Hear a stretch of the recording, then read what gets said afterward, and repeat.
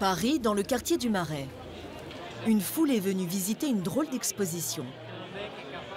Derrière cette installation originale, le plus célèbre des pâtissiers, Pierre Hermé. Pour le lancement de son dernier livre, il a imaginé un voyage sensoriel au cœur du chocolat. Ici, le public peut voir, sentir, toucher l'ingrédient fétiche du pâtissier. C'est du velours en fait. Et surtout, goûter. C'est très bon, j'aime beaucoup.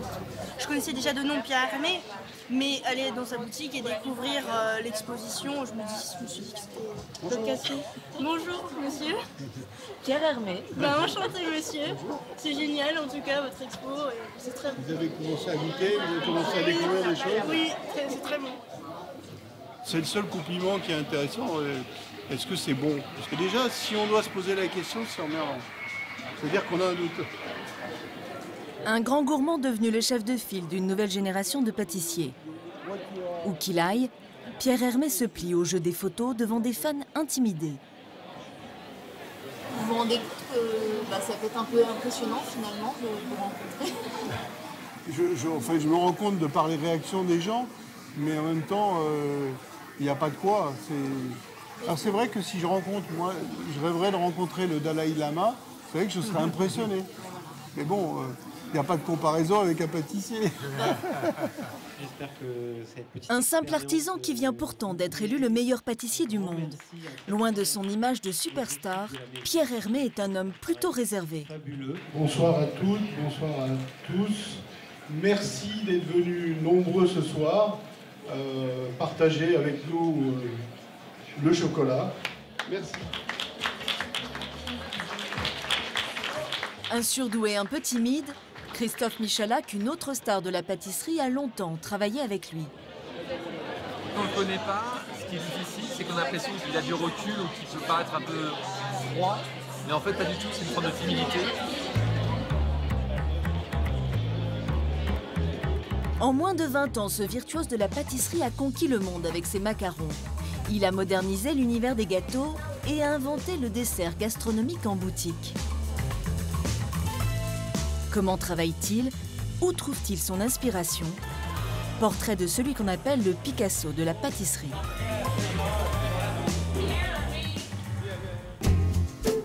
Plaisir, en région parisienne. Pierre Hermé est venu rencontrer des apprentis de cette école de formation. L'école du célèbre pâtissier Gaston Lenôtre.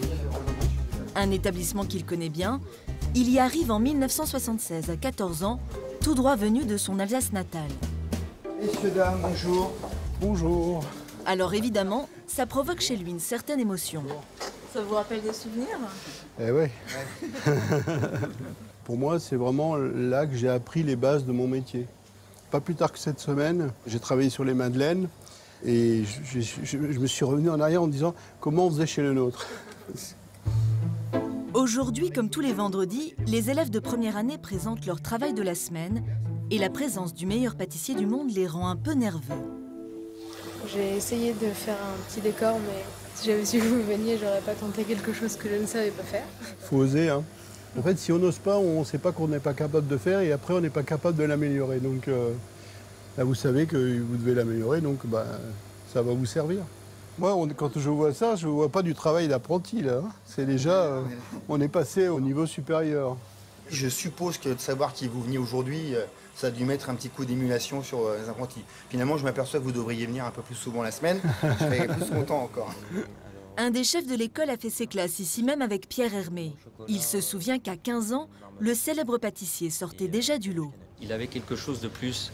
Il voulait toujours inventer, il avait toujours des goûts bizarres. Des goûts bizarres? Moi, souvent, je me dis, mais qu'est-ce qu'il s'en va inventer? Il y a la vanille, il y a la fraise. Il fallait qu'il aille toujours chercher autre chose. Il faisait beaucoup d'heures, très courageux. Tu me dis si je me trompe, mais il démarrait à 4 h du matin, il allait faire de la cuisine. Après, il faisait son travail de pâtissier et il restait encore le soir pour s'entraîner ou faire des choses comme ça. C'est pas vrai? Oui, oui. C'est la vérité, hein.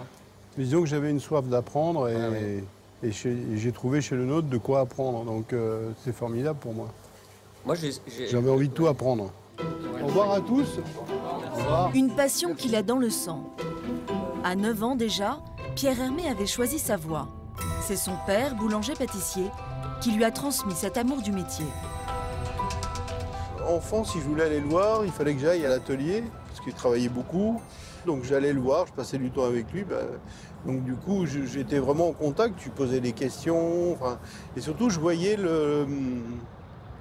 la passion, l'amour qu'il avait de ce qu'il faisait. Mais à la fin de sa formation, le jeune Alsacien reste à Paris pour tenter sa chance. Il abandonne l'idée de reprendre la pâtisserie familiale à Colmar, qui se transmet pourtant de génération en génération depuis 1870. J'ai été tiraillé entre le devoir familial et mon envie personnelle. Le jour où je l'ai annoncé à mes parents, bien sûr, ils étaient déçus. Bien sûr, ils auraient préféré ça, mais en même temps, ils se sont montrés très, très compréhensifs. Pierre Hermé se fait un nom chez Fauchon, puis La Durée, avant de créer sa propre marque. Aujourd'hui, à 55 ans, il est toujours aussi curieux et a gardé la même soif d'apprendre. C'est ici, dans le 17e arrondissement de Paris, dans cet hôtel particulier transformé en atelier de création, qu'il imagine ses nouvelles collections de macarons et de pâtisseries. La couleur, ça vous convient ou c'est un peu tout? Là, comme ça, pour moi, c'est parfait. Mais j'aime bien prendre en photo parce que ça me permet de le regarder après coup. Après des années à travailler en cuisine, le pâtissier crée aujourd'hui ses gâteaux derrière un bureau. Le créateur de ce qu'on appelle la haute pâtisserie travaille comme un styliste. Tout commence par un croquis, comme pour ce macaron foie gras noisette. En fait, le fait de dessiner, ça permet de faire voir, par exemple, que dans ce macaron, je vais d'abord avoir le goût de noisette qui va être prépondérant et le goût de foie gras qui va arriver en acte 2. C'est ça que j'appelle le scénario du goût. Et quand je construis un gâteau, je sais d'avance que celui qui va le goûter va ressentir. Mais ça vous manque pas de plus faire des gâteaux? Non, je les imagine, je les fais dans ma tête et c'est ça mon vrai plaisir en fait. Un homme se cache derrière le succès de Pierre Hermé. C'est Charles Znati. Merci. Un ancien publicitaire expert en communication. Les deux hommes dirigent ensemble la maison Hermé. D'ailleurs, ils partagent le même bureau. Alors quand il s'agit de trouver un nom pour une glace, c'est à deux qu'ils le choisissent. Le tour de l'audace, c'est peut-être pas mal, mais... C'est quoi l'audace? C'est du courage, c'est... La glace courage. Allez, courage la glace. Courage, fuyons. Pierre Hermé crée, Charles Znati, lui, développe et gère les affaires. Bon, direction Bonaparte. Le duo est à la tête d'une entreprise qui emploie 600 salariés et compte 50 boutiques dans le monde. Pourtant, il y a 20 ans, quand il crée cette marque de pâtisserie haut de gamme, personne n'y croit. Personne n'aurait misé un copec sur la réussite économique de notre projet. Quand j'allais voir des investisseurs, etc., ils me disaient « Bon, écoute Charles, t'as autre chose à faire que de vendre des croissants, quoi. » Donc, vouloir faire une pâtisserie de luxe, ça paraissait absurde. La première boutique qu'ils ouvrent à Paris, c'est celle-ci, à Saint-Germain-des-Prés. Depuis sa création en 2001, elle ne désemplit pas. Pour l'année prochaine,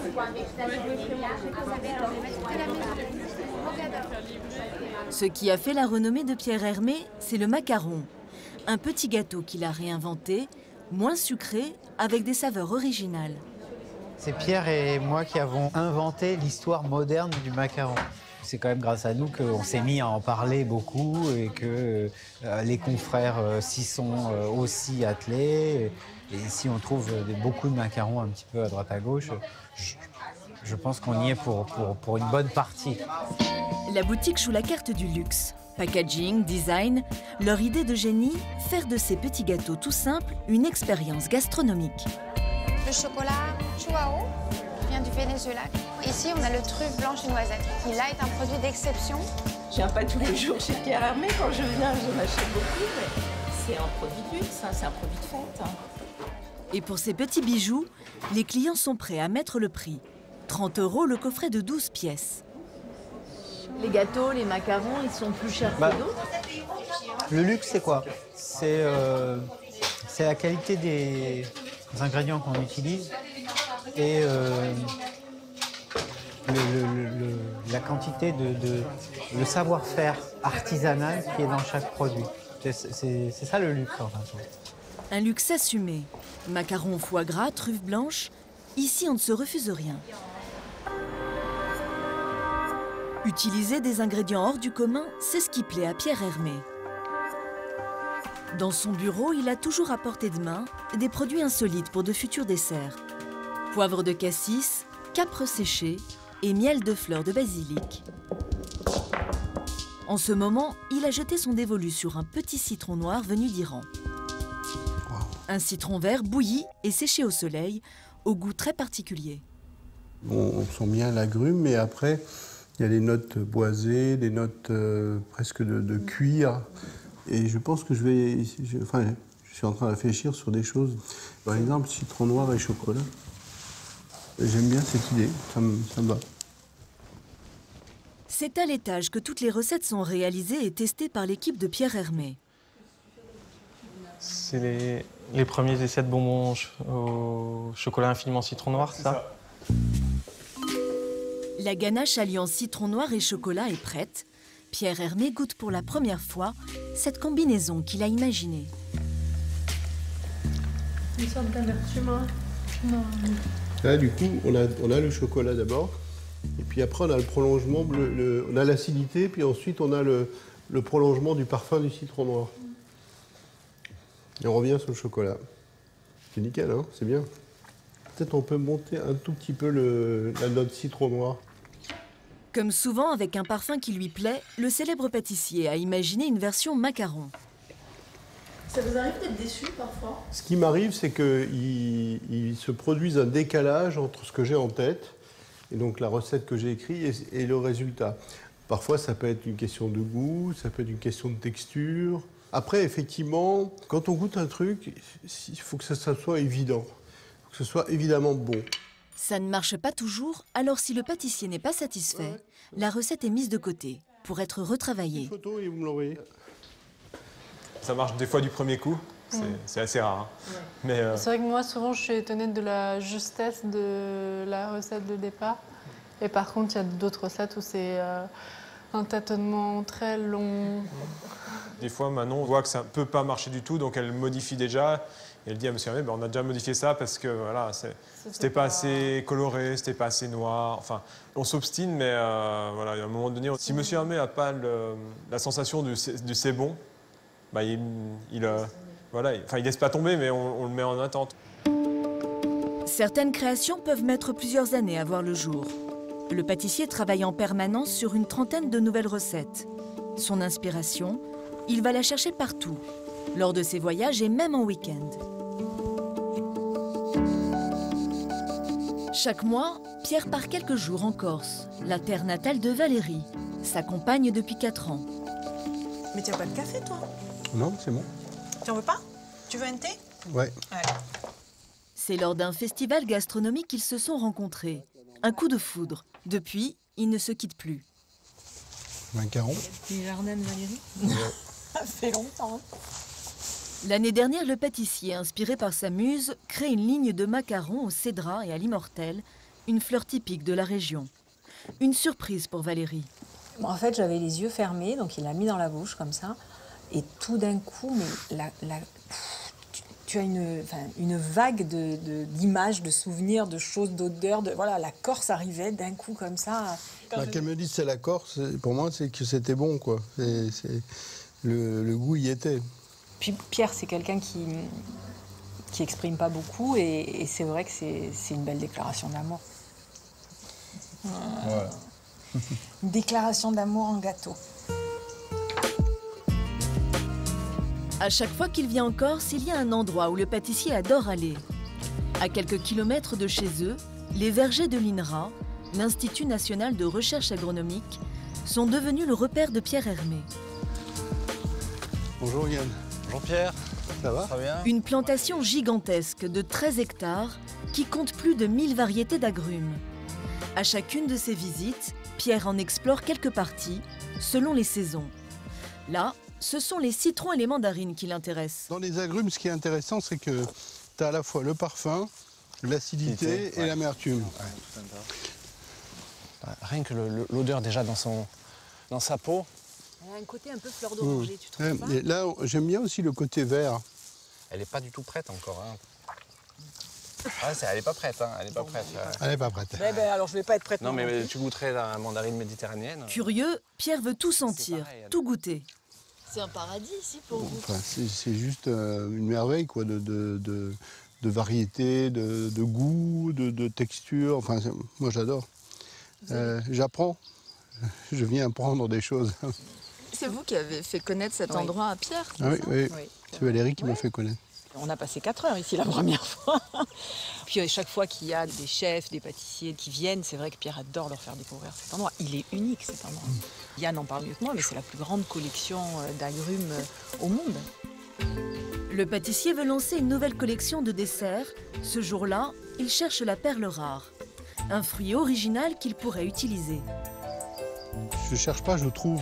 Parce que pour moi, c'est un état d'esprit. Et donc, ce qui m'amène à trouver des ingrédients incroyables. Parce que pour moi, c'est la quête du goût. Le goût, on le trouve dans les meilleurs ingrédients. Et c'est ce qui nous aide à produire la qualité de pâtisserie, de macarons que l'on produit. C'est comme ça pour tout. Dans ces pâtisseries, les noisettes viennent du Piémont, les fraises de Fontainebleau, la cannelle de Ceylan. Ce jour-là, il va découvrir une nouvelle espèce, une sorte de citron au goût très doux. Je ne sais pas si tu connais la bergamote à mamelon. La bergamote, elle est super parfumée ou... Alors c'est de la bergamote en plus doux et plus subtil. Donc ça peut être intéressant à regarder. Elle n'est pas prête. À maturité, elle devient jaune. Ça devient comme un petit citron jaune avec ce petit mamelon. Et là, par contre, le parfum, tu vas voir, c'est d'une finesse. C'est... On le sent d'ici, comme ça, c'est... Ah oui, c'est subtil. Elle a un parfum qui se travaille très très bien. Ah oui, super douce. Ouais, tout en finesse. Ah ouais. C'est la même délicatesse. Ça ah ben, ça... Ah ouais, c'est vraiment... Parce que la bergamote... Elle s'est découverte du jour, ouais. Pierre. Oui. Au niveau parfum, c'est vraiment le... Pour moi, c'est la découverte du jour. Hein. C'est la découverte, ça ne m'étonne pas. Aujourd'hui, c'est cette espèce rare de bergamote qui a retenu l'attention du pâtissier. Bon, merci Yann. Merci, Yann. À très vite.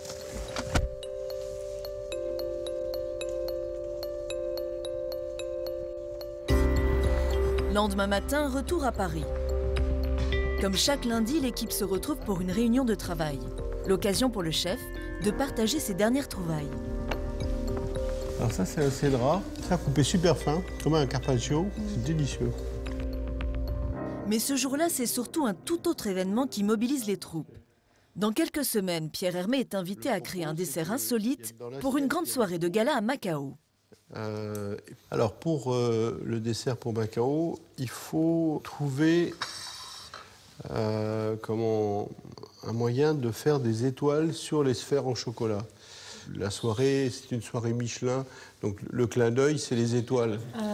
Alors comme ça, il y a des étoiles en chocolat qu'on pourrait coller sur chaque sphère, mais ça semble très long. Il y a combien de personnes? Là, il y a 650, 700 personnes. Donc bon, il y aura intérêt à faire des répétitions parce que c'est pas gagné d'avance. Bon, là, on se met un peu en risque là. Pendant des semaines, l'équipe devra travailler d'arrache-pied pour mettre au point ce dessert spectaculaire qui sera servi à l'autre bout du monde. Macao, le Las Vegas de l'Asie.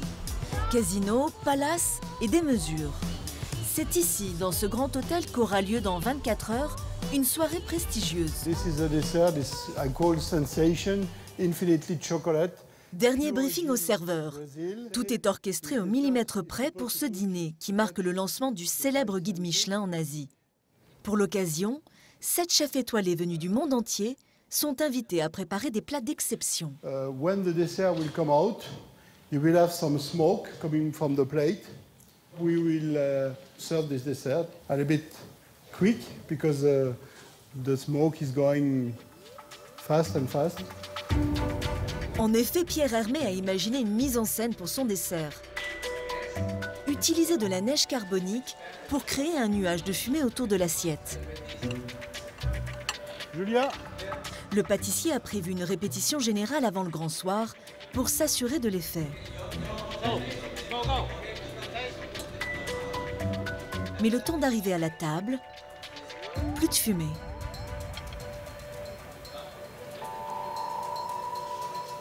Il y a un problème avec le... Parce qu'il n'y a plus de fumée quand ça arrive. Pas suffisamment, oui. Le temps est trop long entre là-bas et même l'autre bout de la salle.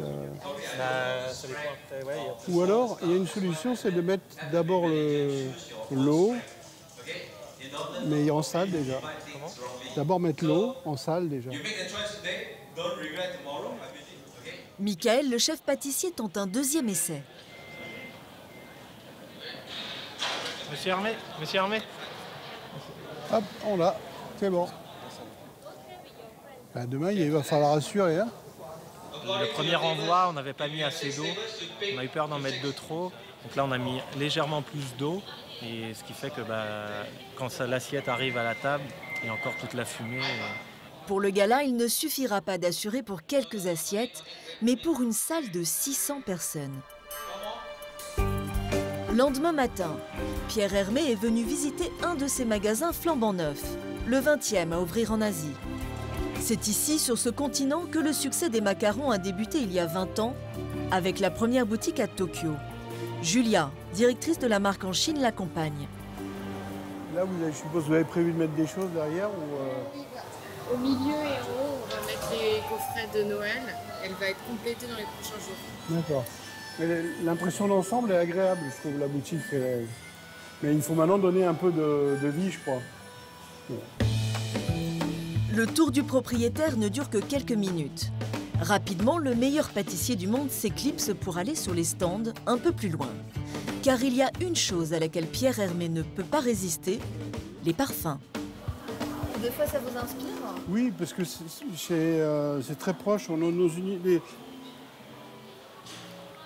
L'univers des parfums et les goûts sont proches. Créer des goûts et créer des odeurs, il y a des similitudes.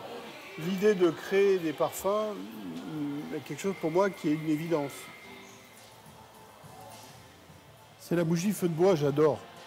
C'est une odeur qui me rend dingue. Le figuier, c'est pareil.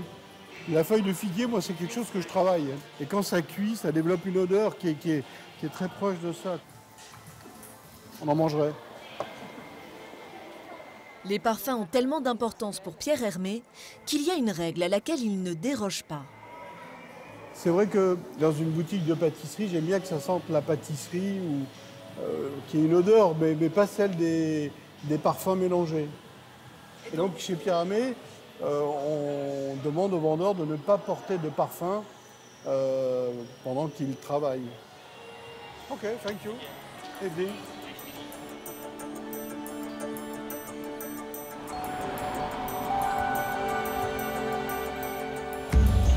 À l'hôtel, en cuisine, commis et chef pâtissier sont au travail depuis l'aube, dans des conditions pas toujours très faciles.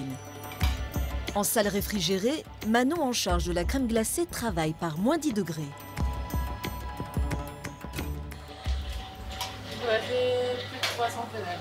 Depuis ce matin? Depuis ce matin. C'est pas trop difficile? Non, ça va.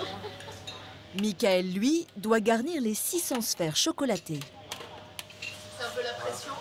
Oui, c'est la pression. Heureusement qu'on l'a un peu, parce que c'est plein de détails qui commencent par ici, où vous voyez, on est en train de peser chaque dessert pour que chaque client qui va déguster déguste la même chose. Rien n'est laissé au hasard, c'est la réputation de Pierre Hermé qui est en jeu. 21 h, le gala commence. Banquiers, investisseurs, tout le gratin de Macao s'est déplacé pour l'occasion. Ce soir, nous avons fait venir des chefs exceptionnels pour créer cette expérience unique autour du vin et de la gastronomie.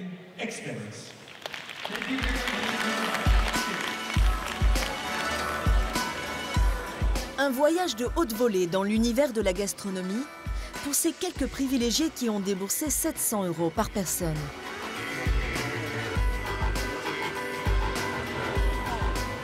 En cuisine, les chefs étoilés s'activent pour réaliser des plats d'exception.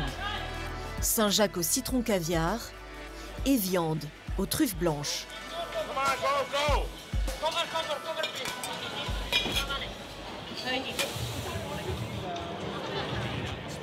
Pierre Hermé et Valérie, qui l'a accompagné, profitent du dîner. Mais au moment de servir le dessert, le célèbre pâtissier change de costume. Je suis venu pour épauler l'équipe. Bon, j'aime bien être là à ce moment-là, mais ils n'ont vraiment pas besoin de moi. Quoi qu'il en dise, le maître veille quand même à ce que tout se passe comme prévu. Là, ils ne mettent pas assez. Hein. Bon. Let's go, d'accord. À quelques minutes du lancement des desserts, toute l'équipe est concentrée sur une seule tâche, dresser les 600 assiettes. Tout le monde est en place. You ready, Vicky? Yep.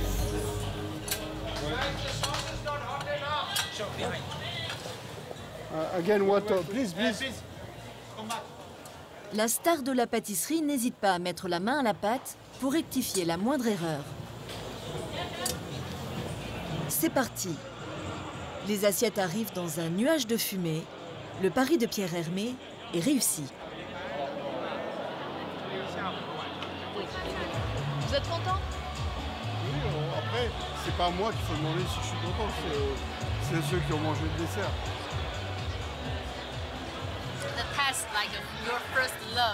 Ça a le goût d'un premier amour. Très doux, très romantique. C'est pas que j'aime, j'adore.